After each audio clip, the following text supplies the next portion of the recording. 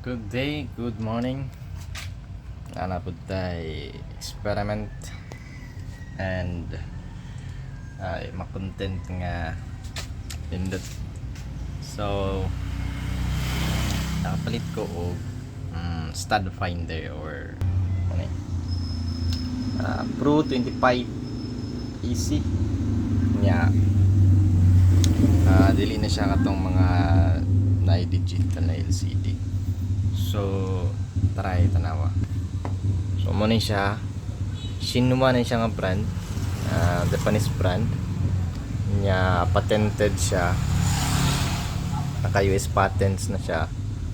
And then mo na yung instruction. So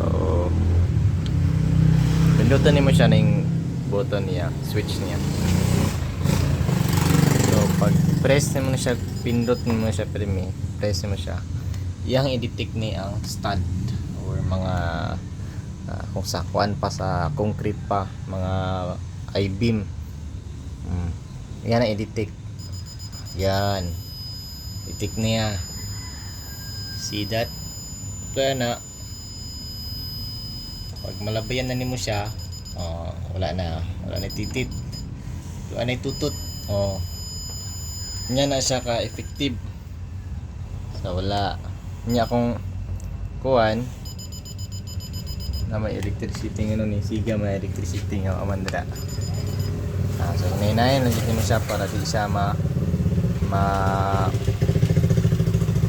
di siya mamali ang ya detection. So kanay na multiplex naman yun yung nagdagan diri nga to 20 volts. So pag ana na mo diri, wala siya.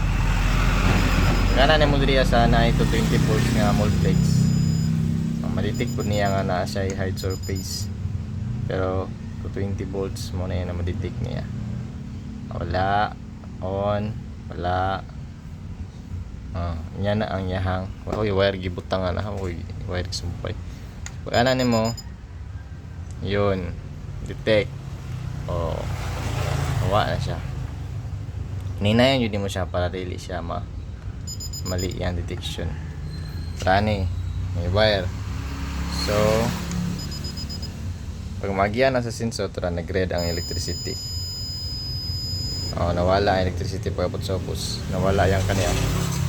So nya na kanindot ang stud finder or substrate sensor.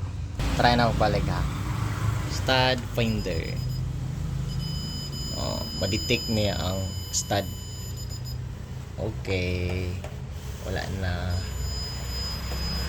Gamit niya siya sa mga carpenter, panday, labi na bisan pa sa to DIY.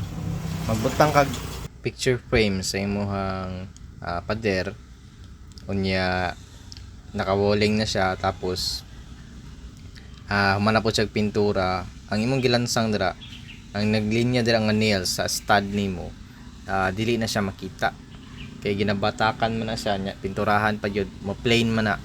So gamit ni siya, example maglansang kasi mo stud, unya nakaisangit nga picture frame. So gamit kini siya para pangitaw na imuhang stud or mga nakababag nga kahoy ilalam sa mo plywood or hardiplex.